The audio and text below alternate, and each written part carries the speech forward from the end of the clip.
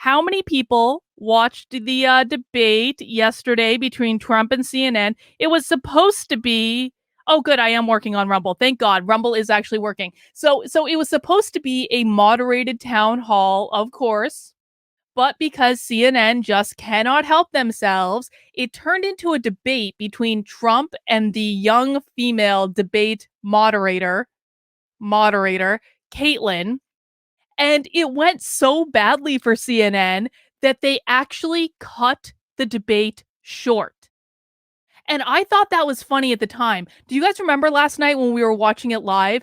The debate ended at like 10 minutes after the hour, like 10 minutes after 9 o'clock. And even when it happened, I was like, why is this ending 10 minutes after 9 o'clock? That seems like a really odd ending point. We aren't going to not, they didn't end it at 9. We aren't going until 9:30. Why are they ending it? Well, apparently CNN was so freaked out by how the audience was responding to Trump and how Trump was doing overall that CNN actually made the choice to pull the plug on the debate live during the debate. Tori, I knew you'd love it. I knew you'd love it. It was so effing amazing. And yeah, guys, if you haven't, I did a live reaction stream that apparently what I'm hearing is that my live reaction stream from last night is like one of the few versions of the full debate that actually exists right now because CNN actually just got rid of the entire video. So unless you're watching like a live reaction on YouTube, they memory hold it. It was like it never happened, but I watched it live, so you guys all have that footage. You're welcome. And Gateway Pundit covered this. They said it was the mercy rule. CNN abruptly cuts Trump town hall short by about 20 minutes. Murphy's Pool says Nick Fuentes was upset he didn't get his reach around. Well, that might be Murphy's Pool. That very well might be. Absolutely. All right. So this is a story from the Gateway Pundit. CNN cut short the network's town hall with President Trump on Wednesday by 20 minutes after Trump, backed by a wildly supportive audience that was handpicked by CNN, took control of the forum from anchor Kaitlan Collins right from the start and never let up. An intro, and this is just kind of like the live rendition of it all, but I just thought that was so hilarious that Trump did so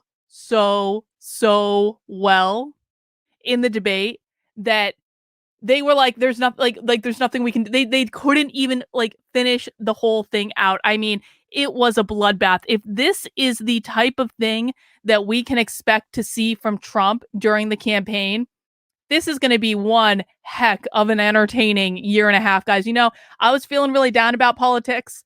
I was like, all politicians suck, and they do. I haven't changed my mind about all politicians sucking, but you know what? The least we can do is be entertained. If we have to live in this world with jokers on my left and clowns to my right, like if we have to live in this world, Trump is a pretty good ringmaster to entertain us all. So I think it's going to be a glorious year and a half if he keeps this energy up leading up to the 2024 election. And I don't think there's any stopping Trump from getting the nomination. I don't think DeSantis is going to stop him.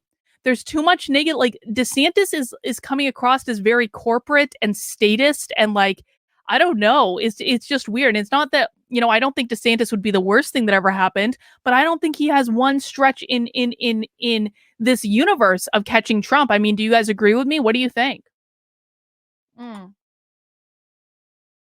But there were some amazing reactions, and Rick Wilson. We have to watch Rick Wilson's reaction because Rick Wilson, who was John McCain's campaign manager back in the day. Rick Wilson was having so many feelings all over Twitter. Let's see what Rick had to say about the debate. Should be pulled off the same.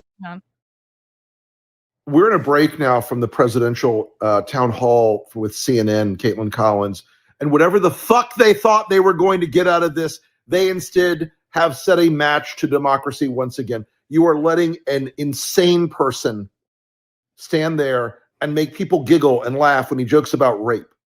You make people giggle and laugh when he jokes about abortion, when he calls an African-American police officer a thug.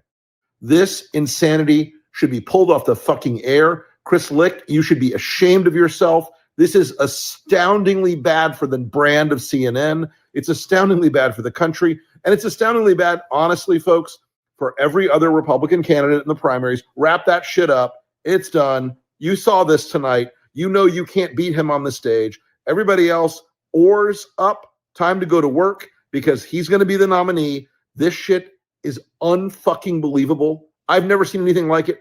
It is a disaster of the highest fucking degree. Yep, that was Rick Wilson. Tori says, "Oh, Ricky W, he's in his feels, can't handle the truth." Oh my god. The more, and AOC was complaining about this, they were all like, "How dare you give Trump a platform, CNN? How dare you do this?" And it's like, bro, we all know why CNN gave Trump a platform. We all know why it happened. It happened because their ratings effing exploded overnight. Let me show you this, reported from Zero Hedge. The reason that CNN did what they did was one reason and one reason only. CNN's ratings are in the toilet, and they knew that Trump would send them through the effing roof. This is on Zero Hedge, Trump effect. CNN ratings explode after town hall. As expected, former President Trump's commie-triggering participation in the CNN town hall Wednesday sent the beleaguered fake news network's ratings sky high. The evening did not disappoint, with Trump repeatedly steamrolling host Kaitlan Collins at every turn, making fun of his accuser's dog or cat named Vagina, promising to settle the war in Ukraine in one day, and then a crestfallen panel of CNN hosts afterwards with Jake Tapper nearly in tears, and a panel of voters torching the network in a post-event interview. Oh, I didn't get to see the panel of voters. I must have ended my stream before they got to the panel of voters. Hopefully they've got a clip of that below, but man, there was a tangible, so we watched a little bit of the CNN after show, and it was like going to a funeral. It was like you would have really thought walking into that room with those CNN hosts, Jake Tapper really was almost crying. Anderson Cooper looked like he was like not having a good night. The energy was so down. It was like someone quite literally just died because someone did die, and her name was Kaitlan Collins. What the hell were they thinking putting Trump next to Kaitlan Collins? There was no way that did CNN honestly expect? Here's the real question that Kaitlan should be asking herself right now. If she's smart, and I think she's probably smarter than we think she is, here's the question I would be asking if I was her. Did CNN really believe that Kaitlan Collins was going to be a match for Donald Trump? Or did CNN set Kaitlan Collins up to be made a fool of because they knew that she would not be able to take Trump down with her little fact check tactic? I'm going to bet it was the latter. I'm going to bet it was. They knew their ratings would explode. They'd only have to sacrifice Kaitlan Collins to do it. I wonder how she feels about being used to be a punching bag today, if she's figured it out yet. I don't know. That would be my question. The CNN talking heads were very triggered. Oh, yes, they were. Oh, it was beautiful. It was so glorious. Actually, let's just do it. Let's just watch a little bit of this. Let me set this up to make this, because it's like, if you didn't see it last night, I am so glad I streamed it last night. If you didn't see it, you like listen to them, like how dour and sour and like just bitter they are about the whole thing. He called a black law enforcement officer a thug. He said people here in Washington, D.C. at Chinatown don't speak English. He attacked Kaitlan as a nasty woman because she was trying to get him to answer a question.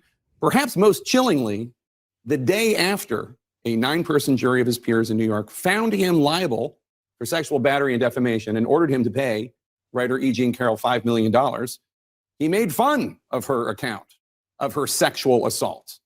And many in the audience laughed. And applauded. I mean, Jathy says, and now the left hates CNN. Isn't Trump? I mean, this is one of the most genius moves that Trump has ever pulled. Trump not only destroyed CNN in a debate, destroyed Kaitlan Collins, but also made the left hate CNN just as much as all Trump supporters already hated CNN. It is beautiful. It is like the 1-2 punch that we didn't all know that we needed. Let me see. But down to the numbers. According to Mediate, citing Nielsen Fast national data, CNN scored 3.12 million viewers, of which a whopping 700,000 were from the coveted 25 to 54 age demographic. Fox came in second place for the night with 1.412 million viewers, followed by MSNBC, 1.372 million. In the 25 to 54 demo, MSNBC topped Fox, 155,000 to 120,000 viewers. And yes, Anderson Cooper did absolutely out himself as a racist. He did. And so that was pretty great as well, to be able to have confirmation that Anderson Cooper is a white supremacist. Anderson Cooper just could not like allow a black man in Byron Donalds to have a word on the show without interrupting him repeatedly. I thought that was a little disappointing on the part of Anderson. And so I think we can all see exactly why this happened.